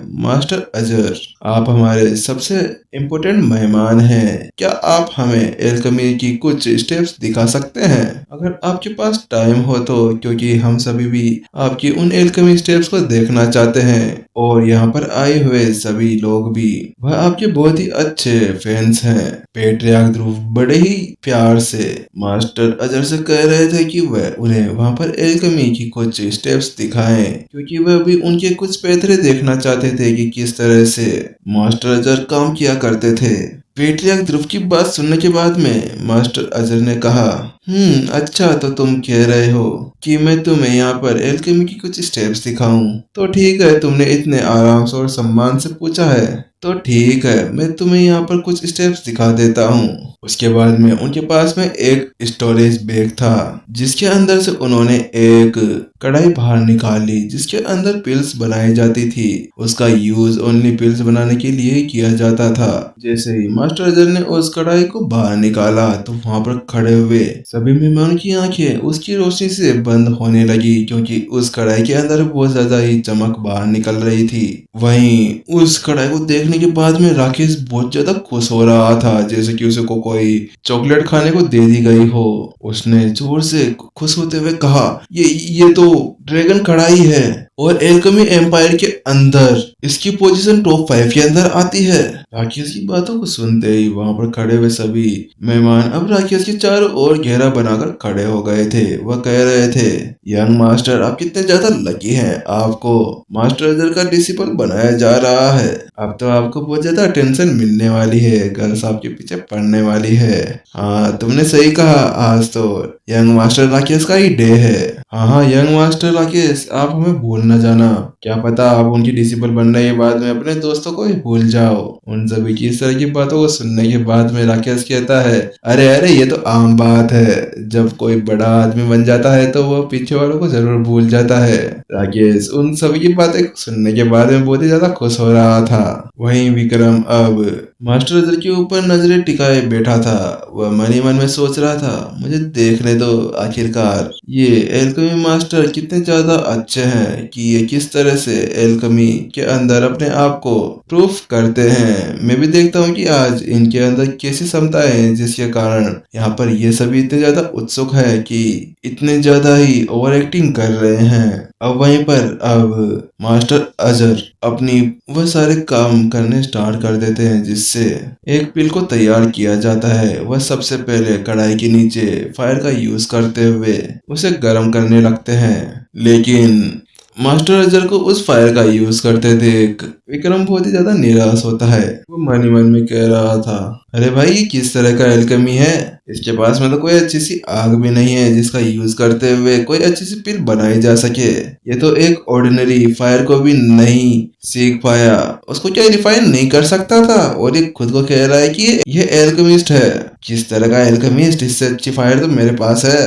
विक्रम अपने मन ही मन के अंदर सोच रहा था, क्या ये सही में एक एल्केमिस्ट है। वहीं उसके पीछे राकेश खड़ा था और वो मन ही मन में कह रहा था, राकेश, इस बार मैं तुम्हें नहीं मारूंगा, लेकिन नेक्स्ट टाइम मेरे से बच कर रहना। लेकिन विक्रम भी अपने आप को नहीं संभाल पाया और वो कोने के अंदर खड़े खड़े ही अपने सर को हिला रहा था, और उसको ऐसा करते देख राकेश ने उसको देख लिया था। उसने जोर से चिल्लाते हुए कहा, ए विक्रम, तुम्हारी हिम्मत कैसे हुई, तुम्हारे इस सर को हिलाने से क्या मतलब है, तुम क्या बताना चाहते हो, क्या तुम्हें कोई प्रॉब्लम है जिसकी वजह से तुम सर हिला रहे हो, और क्या तुम अपनों से बड़ों से ऐसे ही बात करते हो, क्या तुम्हें नहीं लगता कि तुम्हें मास्टर अजर को थोड़ी सी तमीज देनी चाहिए और उनका सम्मान करना चाहिए, और तुम उनको ऐसे देखते हुए ऐसे प्रिटेंड कर रहे हो जैसे कि वह तुम्हारे सामने कुछ भी नहीं। तुम्हारी ये बताओ, तुम्हारी सर हिलाने का क्या मतलब है, मैं समझ नहीं पाया, तुम क्या कहना चाहते हो। राकेश ने चिल्लाते हुए विक्रम से कहा। राकेश की उन सभी बातों को सुनने के बाद में वहीं दूसरी तरफ पेट्रियार्क ध्रुव भी वहां पर आ गए थे। वह थोड़े से दूर खड़े थे इसलिए उन्हें कुछ पता नहीं था। वह वहां पर आकर राकेश से पूछते हैं, राकेश क्या हुआ, तुम यहाँ पर शोर क्यों मचा रखे हो। राकेश ने कहा, फादर इसमें मेरी कोई गलती नहीं है। ये विक्रम यहाँ पर खड़े खड़े पता नहीं अपना सिर हिला रहा था और बार बार मास्टर अजहर की तरफ देखे जा रहा था। वो पता नहीं क्या करना चाह रहा था। राकेश की उन सभी बातों को सुनने के बाद में पेट्रियक ध्रुव को गुस्सा आ गया और उसने कहा, तुम्हारी इतनी हिम्मत कैसे हुई? तुम एक नौकर हो, नौकर, और तुम मास्टर अजहर से इस तरह की बदतमीजी कैसे कर सकते हो? क्या तुम्हें तुम्हारी औकात पता नहीं है? तुम्हारी औकात इस घर के अंदर कहाँ पर है? तुम वहां पर काम करते हो और तुम्हारी इतनी हिम्मत कि तुम इस तरह का व्यवहार करो। उन सभी बातों को सुनने के बाद में केमिस्ट अजहर का ध्यान में उनकी तरफ चला गया और वो देखने लगा और उसने चिल्लाते हुए कहा, रुको। मास्टर अजहर को बीच में बोलते देख वहां पर खड़े हुए सभी चुप हो गए, क्योंकि अब उनकी हिम्मत नहीं हो रही थी कि मास्टर अजहर को खड़े होने के बाद में वह कुछ कह सके। वह विक्रम के पास आए और उनसे कहा, छोटे दोस्त, क्या हुआ? क्या तुम्हें मेरी एल्केमी पसंद नहीं आई या तुम्हें इसके अंदर कुछ प्रॉब्लम लगती है तो तुम मेरे को बता सकते हो। मास्टर अजहर की मुंह से वह सभी सब सुनने के बाद में विक्रम आगे बढ़ा। विक्रम ने मास्टर अजहर से शांति से कहा, मास्टर अजहर, आप बुरा मत मानिएगा, लेकिन मैं आपको बता देना चाहता हूँ कि आप जो एल्केमी प्रोसेस का यूज कर रहे हो वो बहुत ही ज्यादा पेचीदा है। वो अच्छा नहीं लगा, आपको उसको थोड़ा सुधारने की जरूरत है। और ये सभी शब्द सुनने के बाद में वहां पर जितने भी मेहमान खड़े हुए थे उनके मुंह देखने के लायक थे। वो बात कर रहे थे, इस विक्रम के अंदर इतनी हिम्मत कहाँ से आ गई? इसने मास्टर अजहर के मुंह पर सीधा कह दिया कि उनकी एल्केमी बिल्कुल अच्छी नहीं है। अरे इतनी अच्छी एल्केमी तो है, फिर भी तुम ये क्या कह रहे हो? ये एक कचरा है और कह रहा है कि मास्टर अजहर की एल्केमी अच्छी नहीं है। तुमने ये हंसने वाली बात कर दी। ये सब बातें करते हुए वह सभी अब विक्रम के फादर की तरफ देखने लगे थे। उन्होंने जब उसके फादर को देखा तो उसके फादर का चेहरे का रंग पूरी तरह से उड़ा हुआ था और अब उन सभी को हंसी आने लगी थी। ये देखो बेचारे विक्रम के फादर का क्या हाल हो गया, लगता है उनको कभी भी हार्ट अटैक आ सकता है। आखिरकार यहाँ पर गलती करे बेटा और पछताए वो फादर। विक्रम अपने फादर के पास में आता है, लेकिन अपने बेटे को अपने पास में आते देख वह उससे कहता है, विक्रम ये तुमने क्या कह दिया? तुम्हें क्या थोड़ा सा भी डर नहीं है? तुम इतने ज्यादा एरोगेंट कब से हो गए कि तुम मास्टर अजहर के बारे में ऐसा कुछ कह दो? रिबॉर्न 80,000 ईयर्स के लास्ट एपिसोड में हम लोगों ने देखा था कि केमिस्ट अजहर वहां पर बैठे बैठे अब एक पिल बनाने के लिए तैयार थे, लेकिन वहीं दूसरी तरफ विक्रम अपनी हरकतों से बिल्कुल बेखबर वहीं पे खड़े खड़े ये बोल रहा था कि ये किस तरह की एल्केमी टेक्निक का यूज कर रहे हैं। जब राकेश ने उसे ऐसा करते हुए देखा तो वह उसके ऊपर जोर से गुस्सा होने लगा। उसने चिल्लाते हुए कहा, हे विक्रम, तुम क्या करना चाहते हो? और उसी ही साथ में हमारा एपिसोड खत्म हो गया था। तो चलिए शुरू करते हैं आज के हमारे नेक्स्ट एपिसोड को। राकेश अभी अपने फादर के पास में आकर वह अपने फादर से कह रहा होता है, डैड, इस विक्रम को लगता है ज्यादा ही पैर लग चुके हैं, इसको आपको पनिश करना होगा, वरना ये ऐसे ही सभी को बेइज्जत करता फिरेगा और हमारी फैमिली के रेपुटेशन का क्या होगा। अभी आपने देखा ना, ये यहाँ पर खड़े खड़े भी केमिस्ट अजहर की इंसल्ट कर रहा था। राकेश की उन बातों को सुनने के बाद में पेट्रियर्क ध्रुव अपने गार्ड्स से कहते हैं, गार्ड्स जाओ और उसे पकड़ लो। इसकी हिम्मत कैसे हो गई कि ये हमारे यहाँ पर आकर हमारे सबसे इम्पोर्टेंट गेस्ट को परेशान कर रहा है। लेकिन वही दूसरी तरफ पेट्रियर्क ध्रुव की बात सुनने के बाद में केमिस्ट अजहर आगे आते हैं और वह कहते हैं, रुको, मैं आखिर देखना चाहता हूँ कि इस लड़के के पास में एल्केमी से रिलेटेड क्या जानकारी है। उसके बाद में वह विक्रम के पास में जाते हैं और विक्रम से कहते हैं, छोटे दोस्त, क्या तुम्हें एल्केमी के बारे में कुछ पता है? अगर हाँ तो क्या तुम मेरे साथ में उसे साझा करना चाहोगे? केमिस्ट अजहर की बात सुनने के बाद में विक्रम आगे बढ़ता है और वह उनसे कहता है, केमिस्ट अजहर, मुझे पता है कि आप एक अच्छे एल्केमिस्ट हैं, लेकिन आप जो अभी ग्रास का यूज कर रहे थे, स्पिरिट ग्रास, उसका ऐसे यूज नहीं करते हैं। उसका यूज करने का तरीका कुछ और है और आप अगर उसे गलत तरीके से यूज करेंगे तो उसके सारे जो अंदर की एनर्जी है वो उस पिल के अंदर नहीं जा पाएगी, जिसके साथ में जो पिल आप बनाना चाहेंगे वो कम रैंक की पिल बनेगी।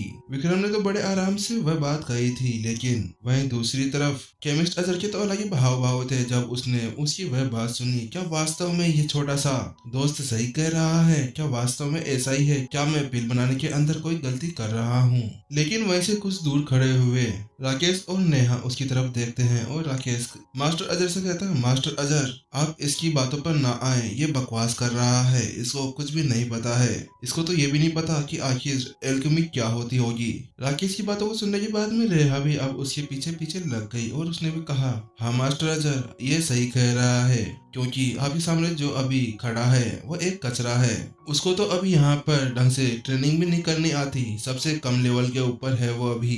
लेकिन उन दोनों की इस तरह की बकवास को सुनते हुए अब मास्टर अजहर को भी गुस्सा आने लगा था और उन्होंने चिल्लाते हुए कहा, तुम दोनों अपना मुंह बंद करो, वरना तुम दोनों को यहीं पर ही मारकर कब्र में दफन कर दूंगा। उसके बाद में वो वापस से विक्रम की तरफ पलटते हैं और विक्रम से कहते हैं, छोटे दोस्त, तुम जो कह रहे थे उसे बोलना जारी रखो, ये सब तो पागल हो गए हैं, इनकी बातों पर ध्यान मत दो। अजहर की बात सुनने के बाद में विक्रम हंसता है और कहता है, जिस स्प्लिट ग्लास का आप यूज कर रहे हैं उसकी टहनी और जड़ों के अंदर बहुत ही ज्यादा पॉइजनस गैस होती है और इसका यूज करने से आपके पिल के अंदर जो आप सामग्री डालते हैं उसके अंदर भी ये पॉइजन चला जाता है और जिसके साथ में उसकी ग्रेड कम हो जाती है। विक्रम ने जैसा ही ऐसा कहा, अचानक से मास्टर अजहर अपनी जगह पर खड़े खड़े कांपने लगे और उन्होंने अपनी मुट्ठियां पकड़ ली और झुकते हुए कहा, मास्टर, क्या आप मेरे को इसके बारे में कोई सॉल्यूशन बता सकते हैं जिसके साथ में मैं इन सभी अशुद्धियों को दूर कर सकूं।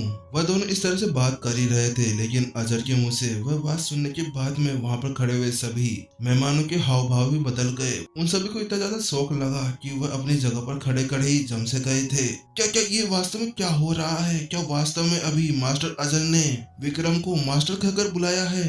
क्या मेरे कान खराब तो नहीं हो गए? अरे नहीं, मैं तो सपना देख रहा हूँ शायद। भाई मेरे को चूटी डाक काट के दिखाना। वहां पर खड़े हुए सभी लड़के और लड़कियां ऐसे ही बातें कर रहे थे। उन्हें विश्वास नहीं हो रहा था कि एक मास्टर होकर वह विक्रम को, जो पूरी तरह से ट्रेस था, उसको मास्टर कह रहे हैं। उन दोनों को नजरअंदाज करते हुए अब विक्रम के अंदर जो आत्मा थी वह मन ही मन में सोचती है, हाँ अब पता चला ना मैं कौन हूँ। उन सभी को नजरअंदाज करते हुए विक्रम ने कहा, हाँ जैसा जैसा मैं कहता हूँ वैसा वैसा आपको करना है, बस आप अभी पिल को बनाना जारी रखें और आपको मैं उसी के अंदर इंस्ट्रक्शन देता रहूंगा। विक्रम की बात सुनने के बाद में मास्टर अजहर ने भी बो डाउन कर दिया और उन्होंने अपनी पिल बनाने वाली वह कढ़ाई बाहर निकाल ली। उसके बाद में उन्होंने उस कढ़ाई के नीचे आग लगाना शुरू कर दिया और वह उसको सही टेम्परेचर के ऊपर ला रहे थे। उसके बाद में विक्रम ने कहा, ठीक है, अब आप इसके अंदर वह सभी इंग्रेडिएंट्स डालिए जिसके साथ में आप इसे बनाने वाले हैं। विक्रम की बात सुनते हुए मास्टर अजहर ने भी अब इंग्रेडिएंट्स डालने शुरू कर दिए थे और अब उस फ्लेम की पावर को और भी बढ़ा रहे थे ताकि वह कढ़ाई और भी ज्यादा गर्म हो जाए। और जैसे ही अब वह कढ़ाई पूरी तरह से सही हीट के ऊपर आ गई थी, उसके बाद में विक्रम ने कहा, ठीक है, अब आप इसके अंदर स्प्लिट ग्लास को डालो। लेकिन विक्रम के इस आदेश को सुनते ही अजहर को झटका लगा। क्या वास्तव में आप इसके अंदर अभी इस गरम गरम कढ़ाई के अंदर ये स्प्लिट ग्लास डालना चाहते हैं? लेकिन अपने सोच विचार को साइड में रखते हुए उन्होंने जैसा विक्रम ने कहा वैसा ही वह करने लगे और उसी साथ में अब उन्होंने उसके अंदर स्प्लिट ग्लास को भी डाल दिया। और उसके बाद में अब उन सभी जड़ी बूटियों को जो अभी अभी उस कढ़ाई के अंदर डाली गई थी, अब उन्हें वह रिफाइन करने लगे। वह कढ़ाई अब पूरी तरह से चमकने लगी थी और वहां पर खड़े हुए सभी बात कर रहे थे, तुम्हें क्या लगता है यहाँ पर क्या होने वाला है?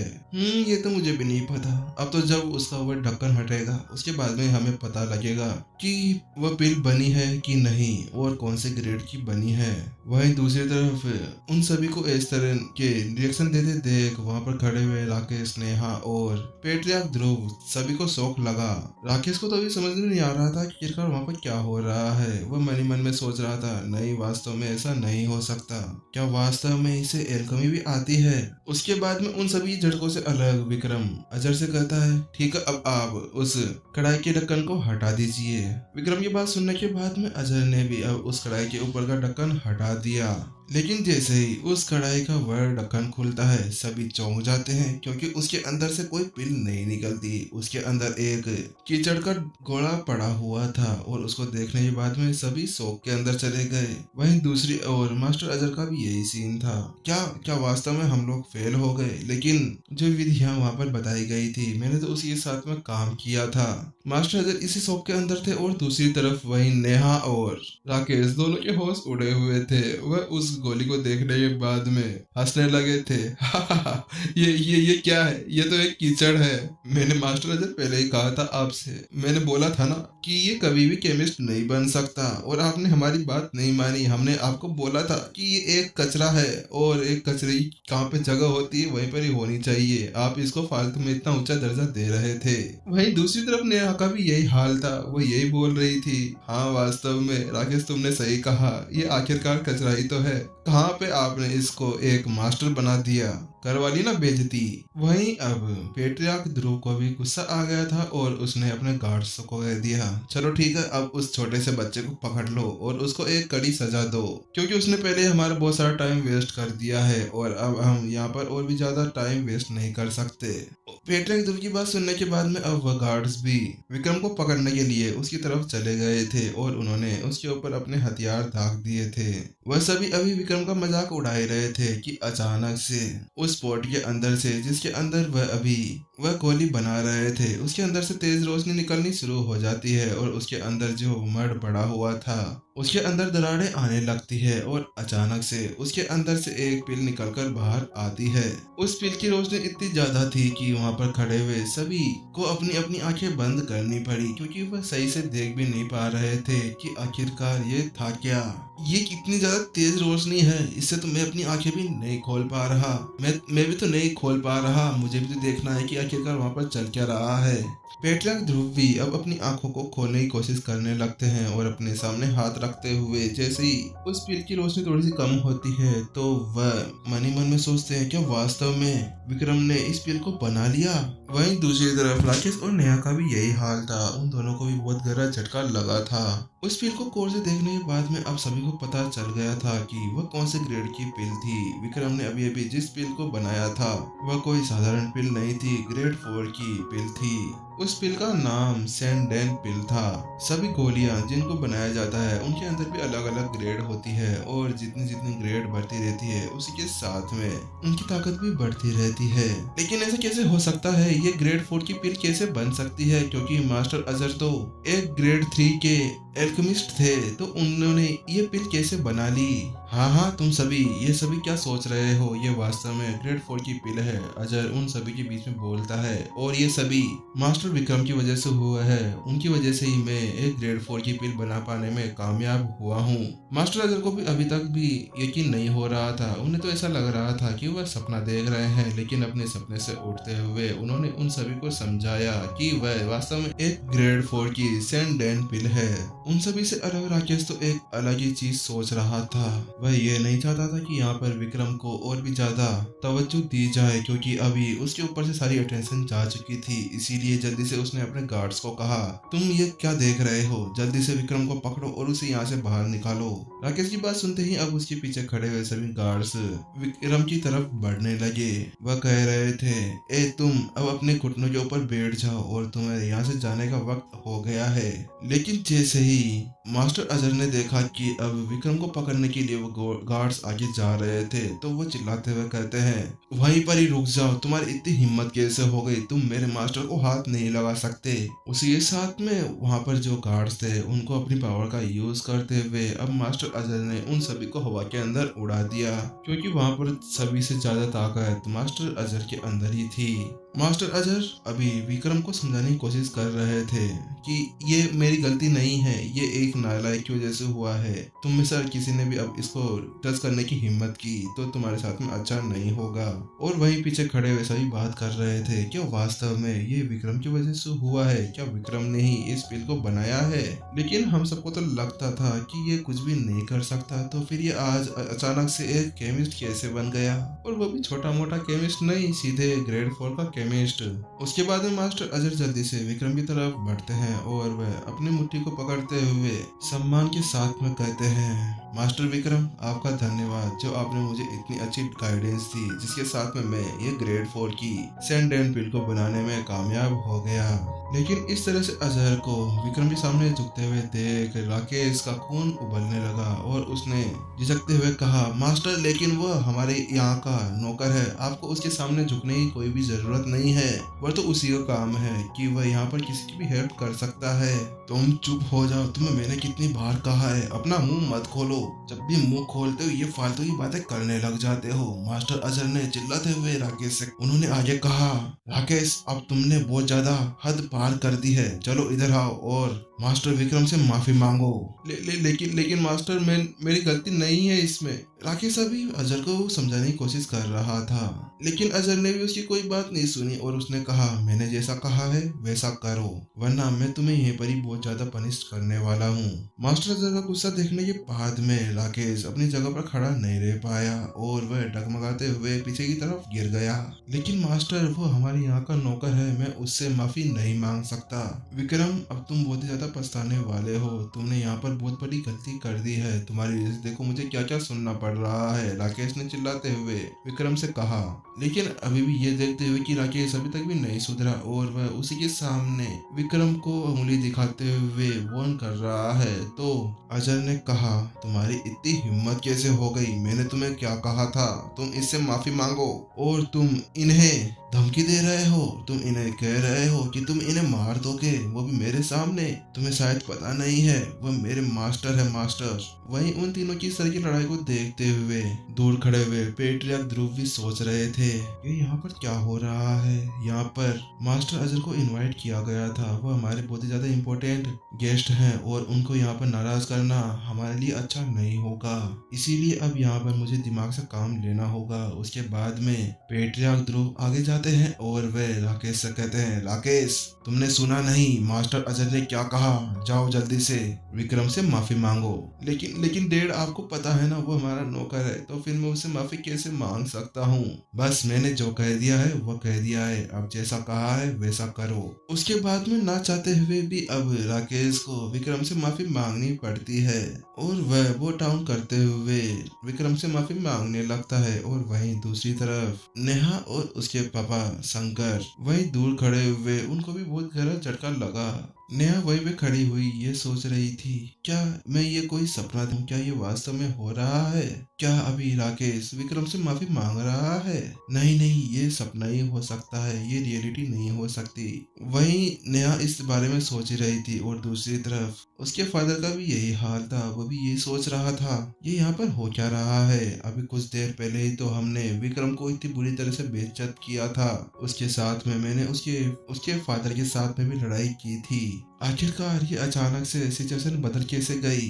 उन सभी के शौक से अलग विक्रम ने अजहर से कहा, मास्टर अजहर आपने बहुत कुछ कह दिया है, इसके लिए थैंक यू, लेकिन मैं इसके लायक नहीं हूँ और अगर आपको मेरी और कुछ मदद चाहिए हो तो आप मेरे से बता सकते हैं और अगर मुझे भी आपसे कुछ मदद चाहिए होगी तो मैं आपसे पूछ लूंगा। और ऐसा भी हो सकता है कि हम आगे चलकर एक दूसरे से अपने एल्केमी के ज्ञान को साझा करें। विक्रम की उन बातों को सुनने के बाद में अजहर भी बहुत ज्यादा खुश हो गया और उसने कहा, हाँ मास्टर विक्रम, जरूर आप जैसा कहते हैं हम वैसा ही करेंगे और इससे मेरे को भी थोड़ा बहुत फायदा हो जाएगा, क्योंकि यहाँ पर देखिए पहले ही मैं एक ग्रेड 3 का एल्केमिस्ट था और आपने मुझे ग्रेड 4 की गोली बनाना सिखा दिया, ये तो मेरे लिए भी एक बहुत बड़ी उपलब्धि है।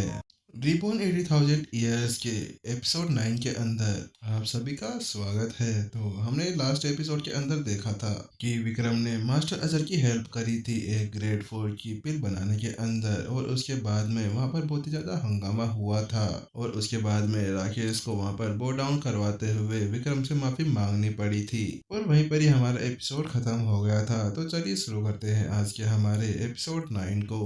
उन सभी से निपट लेने के बाद में अब पेट्रियार्क ध्रुव जल्दी से विक्रम के फादर के पास में आते हैं और वह विक्रम के फादर से कहते हैं, दिलीप इधर आओ, मुझे तुमसे कुछ बात करनी है। अपने सामने खड़े हुए पेट्रियार्क को देखने के बाद में अब दिलीप भी उसकी तरफ मुड़ जाता है और वह मुस्कुराते हुए कहता है, हाँ मालिक बोलिए, आपका सेवक आपकी सेवा के अंदर हमेशा से हाजिर है।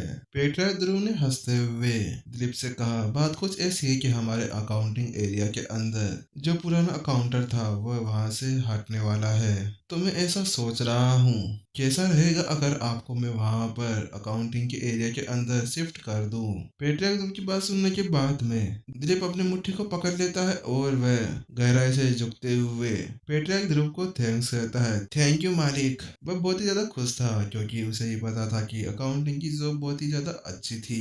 वहां पर खड़े हुए दो मेहमान बात कर रहे होते हैं। क्या अकाउंटिंग की जॉब? ये तो बहुत ही ज्यादा पैसे वाली जॉब है, इसके अंदर तो बहुत ही ज्यादा सैलरी दी जाती है। क्या वास्तव में एक नौकर को वहां पे लगाना सही रहेगा? हाँ, अब तो ऐसा होना ही था। वहां पर खड़े हुए दूसरे लड़के ने कहा, क्योंकि अभी अभी वहां पर विक्रम ने जो कमाल किया था उसके साथ में ये सब तो होना ही था। आखिरकार अब कौन ही होगा जो मास्टर अजहर को निराश करने की कोशिश करेगा। वहीं पर दूर खड़े हुए राकेश को वह सभी देखने के बाद में गुस्सा आने लगा था। वह सोच रहा था, विक्रम अब तू मेरे से नहीं बचने वाला। तूने बहुत ही ज्यादा हद पार कर दी है। तूने आज यहाँ पर मेरी बहुत ही ज्यादा बेइज्जती की है। तू मेरे से बाहर मिलना, तेरे से हर एक चीज का हिसाब लूंगा। उसी के पीछे खड़ी हुई नेहा के भी हालचाल बहुत ही ज्यादा बदल चुके थे। वह मन ही मन के अंदर पछता रही थी और सोच रही थी, क्या मैंने वास्तव में ये सही किया था? क्या वास्तव में मैंने या फिर वास्तव में मैंने एक गलत चॉइस कर ली, या फिर मैंने ज्यादा ही जल्दी उससे ब्रेकअप कर लिया था। आखिरकार मेरे साथ में ऐसा कैसे हो सकता है? मैं इतने टाइम से उसके साथ में थी। उस वक्त तो उसने ऐसा कुछ नहीं किया था। जब मैंने उससे ब्रेकअप कर लिया तो उसके बाद में वह तो पूरी तरह से ही चेंज हो गया। अब वहीं पर ही खड़े हुए विक्रम और मास्टर अजहर दोनों बातें कर रहे थे और दोनों इधर उधर की बातें करने के बाद में अब वह पार्टी भी खत्म हो गई थी और कुछ ही देर के अंदर अब सभी मेहमान वापस से अपने अपने घर चले गए थे। वहीं कुछ देर बाद में अब विक्रम अब अपने कमरे के अंदर लेटा हुआ था और बेड पर लेटे हुए अब वह एक किताब पढ़ रहा था। उस किताब को पढ़ते हुए विक्रम ये सोच रहा था, लाखों साल हो गए हैं मुझे वहां से आए हुए, लेकिन अब मुझे वहां के किसी भी चीज के बारे में नहीं पता। शायद ऐसा हो सकता है कि इस बुक के अंदर वहां की कुछ जानकारी हो। द स्टोरी ऑफ मेनलैंड की क्वीन बुक के अंदर लिखा हुआ था कि कैसे मेनलैंड की क्वीन अमर हो गई। उन लाइनों को पढ़ने के बाद में विक्रम को झटका लगा, क्या ये वास्तव में ये वही है? और ये वास्तव में एक एम्परर कैसे बन सकती है? ये आखिरकार हो क्या रहा है? मेरे को वहां से आने के बाद में वहां पर क्या क्या हो गया, मुझे उसके बारे में पता लगाना होगा। विक्रम अभी बैठे बैठे उसके बारे में पढ़ रहा था जिसकी आत्मा अभी उसके अंदर थी। एम्परर रेहान, उस बुक में लिखा हुआ था, रेहान की वाइफ फेरी, उन्होंने 10,000 साल तक प्रशिक्षण किया और उसके बाद में धोखे से सम्राट रेहान को मार दिया। हाँ, वास्तव में ऐसा ही हुआ था। उन लाइनों को पढ़ने के बाद में विक्रम चौंक गया था क्योंकि उसमें वह सब लिखा हुआ था जो उसके साथ में वहां पर हुआ था। उसके बाद में विक्रम को गुस्सा आने लगा और उसने कहा, मैं वादा करता हूँ कि मैं जरूर वापस से आऊंगा और तुमसे उस चीज का बदला लूंगा। विक्रम के शरीर के अंदर बैठी हुई वह सोल यही सोच रही थी क्योंकि उसको अब गुस्सा आने लगा था क्योंकि आखिरकार उसी की वाइफ ने उसको धोखा देते हुए मार दिया था। अगले दिन ग्राउंड के अंदर वहां पर कुछ स्टूडेंट्स ग्राउंड के अंदर भाग रहे थे। वह सभी ट्रेनिंग कर रहे थे। वो बात कर रहे थे, जल्दी भागो, हमें जल्दी से ये सारी ट्रेनिंग पूरी करनी होगी। हाँ हाँ, तो भाग तो रहे हैं, अब तो मैं थक गया हूँ। वह सभी इसी तरह से बात कर ही रहे थे कि अचानक से एक स्टूडेंट का भागते भागते ध्यान पीछे की तरफ गया और वह चौंक गया क्योंकि उसके पीछे विक्रम तेजी से भागते हुए आ रहा था और उसने अपने पीछे बड़ा सा पत्थर उठाया हुआ था और अपने आगे जो भी आ रहा था उन सभी को उड़ाते हुए अपना रास्ता बना रहा था। विक्रम को इस तरह से भागते हुए देख सभी की आंखें बाहर निकल आई और उनमें बातें होने लगी, क्या ये ग्रेड 7 का स्टूडेंट विक्रम है? लेकिन आखिरकार ये इतना ज्यादा खतरनाक कहाँ से हो गया जो इतनी तेज भाग रहा है? इसने तो हमें मार ही दिया था। वास्तव में ये बच्चा पागल हो गया है क्या? ये हमें मारने की प्लानिंग बना रहा है? हम ग्रेड 4 के स्टूडेंट्स हैं। अरे भाई, मुझे कोई बताओ कि ये अब तक कितने राउंड काट चुका है? विक्रम भाग रहा था और उसकी बॉडी के अंदर अलग डायमेंशन के अंदर वह सोच रहा था, हाँ वास्तव में सैन लुओ टेक्निक मेरे बहुत ही ज्यादा काम आ रही है। इसके साथ में मैं अपनी कल्टीवेशन को और भी ज्यादा तेजी से बढ़ा पा रहा हूँ। अभी के लिए यही काफी है। इसके साथ में मैं अपने शरीर को और भी ज्यादा ताकतवर बना सकता हूँ और अपने अंदर और भी ज्यादा तेजी ला सकता हूँ। बस विक्रम, थोड़ी सी मेहनत और अब तू ब्रेक थ्रू करने ही वाला है। बस तेरे को 100 लैप्स और लगा लेनी है। कुछ देर की मेहनत के बाद में आखिरकार विक्रम ने अपना ब्रेक थ्रू कर ही लिया था। चलो, इसी के साथ में अब मैं लेवल 5 के ऊपर पहुंच चुका हूँ। विक्रम सबके बारे में सोच रहा था कि उसने ब्रेक थ्रू, वहीं दूसरी तरफ एक और आदमी खड़ा होकर ये सोच रहा था, आखिरकार कौन कह रहा था कि विक्रम एक कचरा है। इसको देखकर तो ऐसा नहीं लगता कि ये एक कचरा वचरा है। मुझे तो इसके आगे ये सभी कचरा लग रहे हैं। और वहीं दूसरी तरफ रिया भी बहुत बुरी तरह से थक चुकी थी। वह अपनी जगह पर बैठे बैठे सोच रही थी, आखिरकार आज ये विक्रम को हो क्या गया है। ये इतना ज्यादा तेज कैसे भाग रहा था और वो भी इतनी ज्यादा देर तक। मैं तो यहाँ पर भागते भागते थक चुकी हूँ। फिर अपनी ट्रेनिंग खत्म करने के बाद में सभी अब वहाँ पर खड़े हो जाते हैं और वहाँ पर उनके ट्रेनर जो इतनी देर पहले विक्रम के बारे में बात कर रहे थे, वह उन सभी से कहते हैं, ठीक ठाक किया तुम लोगों ने, लेकिन तुम सभी तो बहुत ज्यादा पीछे हो। यहाँ पर जिसने आज सबसे ज्यादा राउंड्स लगाए हैं वह विक्रम है, जिसने आज के पूरे टास्क को 100 लैप्स के साथ में कंप्लीट कर लिया है। तुम सभी को इससे कुछ सीखना चाहिए। इस तरह से आलस करोगे तो तुम आगे नहीं बढ़ पाओगे। वहीं पर दूर खड़े हुए कुछ स्टूडेंट्स बात कर रहे थे, वैसे विक्रम सही दौड़ा, लेकिन सेकंड नंबर पे तो मैं ही हूँ। मैं ग्रेड 4 का स्टूडेंट अर्नव। हाँ बॉस, वास्तव में तुम बहुत अच्छा दौड़े। क्या फर्क पड़ता है विक्रम फर्स्ट आए या सेकंड, लेकिन आप भी तो सेकंड आए थे। अर्नव अपने ट्रेनर से कहता है, टीचर इससे क्या फर्क पड़ता है कौन कितना तेज दौड़ता है। उसकी स्ट्रेंथ का असली पता तो उसकी एक लड़ाई से ही चलेगा। जैसे कि आप मेरी स्ट्रेंथ ही ले लीजिए, मैं इसके साथ में किसी को भी हरा सकता हूँ। मेरे ग्रेड के अंदर कोई भी मेरा मुकाबला नहीं कर सकता। है क्या तुम में से कोई जो मेरे से मुकाबला करना चाहेगा?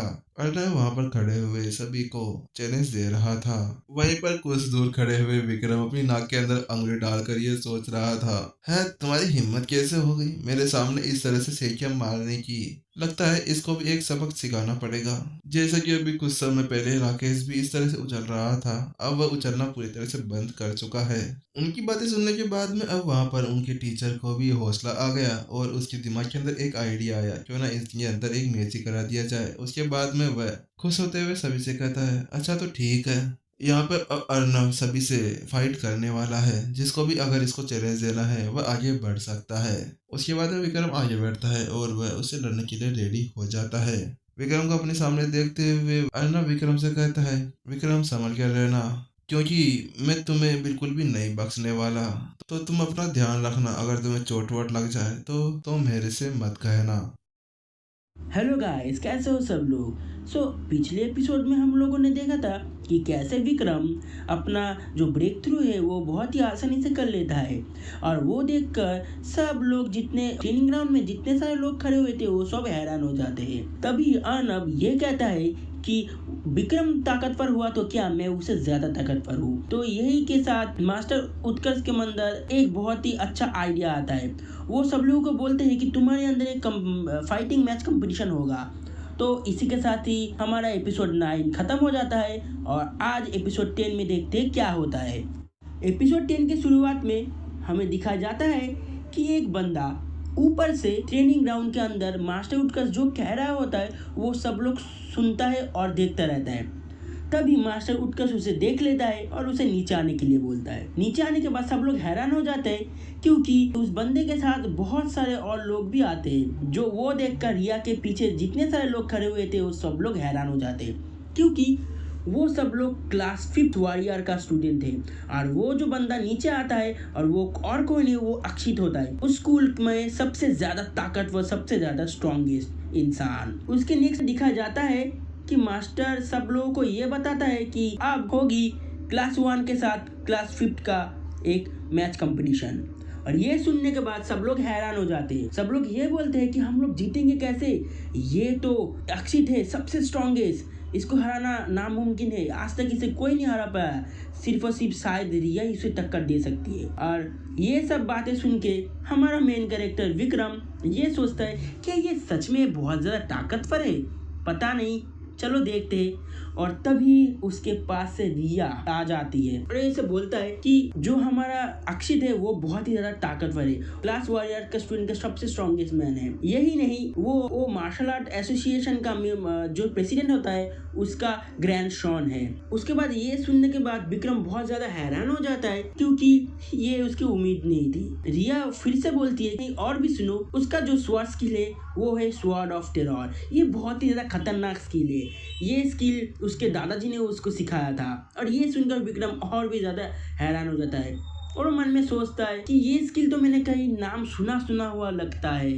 कहीं मैंने इसे सुना था, ये सोचता रहता है। और उसके बाद मास्टर कहते हैं कि इसमें 2 ही रूल्स है, जो हारेगा वो घर जाएगा और जो जीतेगा वो यहाँ पर खड़ा रहेगा। मास्टर उठकर बोलते हैं कि इसके फाइट के अंदर 2 टीम होंगी, क्लास 1 और क्लास 5। दोनों क्लास में ही सबसे बेस्ट प्लेयर आगे जाएंगे और फाइट करेंगे। और ये सुनने के बाद पीछे से जितने सारे हमारे विक्रम के बंदे सब लोग बहुत ज्यादा हैरान हो जाते हैं, बहुत डरने भी लगती। एक बंदा कहते हैं कि हम कैसे उसको हराएंगे, वो बहुत ज्यादा ताकतवर है, उसके पीछे सब बंदे को देखो, वो कितना ज्यादा हट्टा कट्टा है, हम उसे कैसे हराएंगे, वो 5th क्लास, हम लोग 1 क्लास। अब ये क्या होगा, अब तो ये बाद में ही पता चलेगा। और नेक्स्ट प्लेयर में दिखा जाता है कि विक्रम के टीम के अंदर कुछ बंदे आपस में बात कर रहे थे कि ये बोल रहे थे कि पहले अक्षित का जो पावर है उसको हम एग्जॉस्ट करेंगे, उसके बाद उसे हरा देंगे। उस सब लोगों को पता ही नहीं होता है कि जो क्लास 5 का जो सब बंदे हैं और अक्षित दोनों ही उसके पीछे खड़े हुए रहते हैं और जो बातें करते रहता है उसको सब वो सुनता रहता है। और सुनने के बाद